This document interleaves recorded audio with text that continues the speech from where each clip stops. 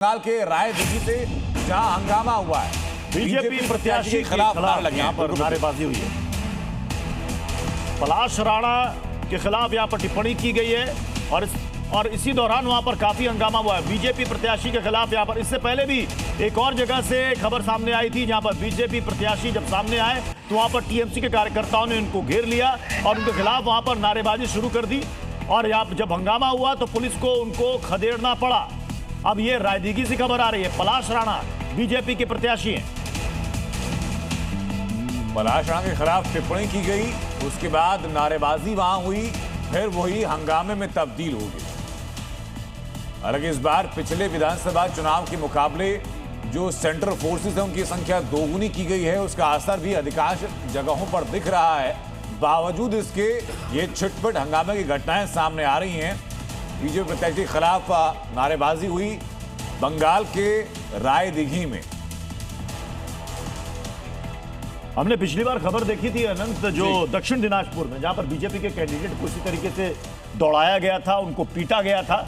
इस बार जो तस्वीरें जो सामने आ रही है सेकंड फेज से, एक दो नहीं बल्कि कई जगह से इस तरह की शिकायतें आई है, जहां पर उम्मीदवारों को घेरा गया है और फिर नारेबाजी शुरू हुई है।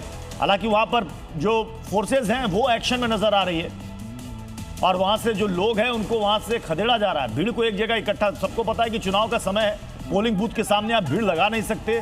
100 मीटर के दायरे के अंदर अगर आपका वोट नहीं तो आप अंदर दाखिल नहीं हो सकते। अगर आप भीड़ लगाएंगे, दाखिल होने की कोशिश करेंगे तो आपको वहां से खदेड़ा जाएगा।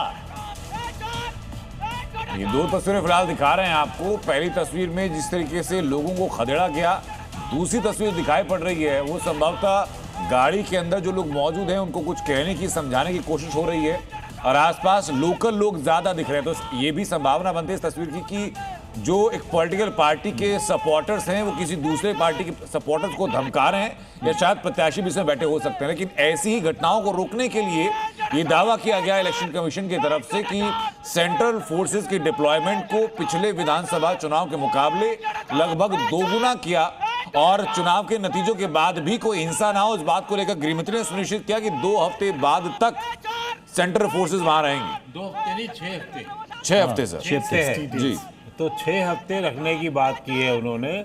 और इसके साथ साथ ये घटनाएं ये दिखाती हैं कि कितना डेस्परेशन है राजनीति में इस समय। और मैं ये नहीं कह रहा हूँ कि बीजेपी या टीएमसी, लेकिन ये बहुत ही डेस्परेशन है। हाँ, इसका एक संकेत जरूर है कि सत्तारूढ़ दल कमजोर दिख रहा है। इस समय ऐसी स्थितियां हो रही हैं और खासतौर से ममता दी का जो बयान आया था ना सीआरपीएफ के खिलाफ जी, वो ये दर्शाता है कि इसका मतलब कहीं कमजोर नस पकड़ ली गई है जी। और मैं सर जल्दी से ग्राउंड जीरो पर जाना चाहूंगा। हमारे साथ भवानीपुर से नीरज पांडे जुड़े हुए हैं। नीरज, ये बताइए ममता बनर्जी की सीट पर इस वक्त वोटिंग कैसी चल रही है? वोटिंग तो जबरदस्त चल रही है और सबसे बड़ी बात है कि मैं जहां पर हूं ये बहुत ही महत्वपूर्ण केंद्र है, गोखले मेमोरियल गर्ल्स स्कूल। ये भवानीपुर का बहुत ही प्रोमिनेंट स्कूल है और यहां पर अगर आप देखें तो 2 बूथ बनाए गए, एक पहला बूथ ये है और दूसरा बूथ बगल में है और दोनों बूथ में कमोबेश महिलाओं की संख्या बहुत जबरदस्त है। आप देखें, बाहर भी देखें तो बड़ी संख्या में महिलाएं खड़ी हैं वोट भी देने में। अगर आप लाइनों में भी देखें तो महिलाओं की बड़ी खासी संख्या है और चूंकि महिला मुख्यमंत्री भी है इस राज्य की और शायद ये भी एक बहुत बड़ा कारण हो कि महिलाएं ज्यादा निकल रही हैं। मैडम, आप लोगों ने वोट डाल दिया? डाल दिया। क्या मुद्दे रहे इस चुनाव के? मुद्दे कैसे बता दूं? 4 तारीख को पता चल जाएगा। मुद्दे तो बता ही देंगे, वो क्या इश्यूज हैं आप लोगों को, क्या सोचकर आपने वोट किया है? कुछ सोच कर नहीं किया, बस दे दिया। वोट कर दिया? वोट कर दिया बस। और क्या करें? हाँ, कुछ सोचा नहीं? नहीं, कुछ नहीं सोच के दिया। तो यहाँ से महिला मुख्यमंत्री भी है। हाँ, और क्या बोले। कोई अपने पत्ते खोल नहीं रहा अनंत। अगर आप देखें तो कब खुलेगा?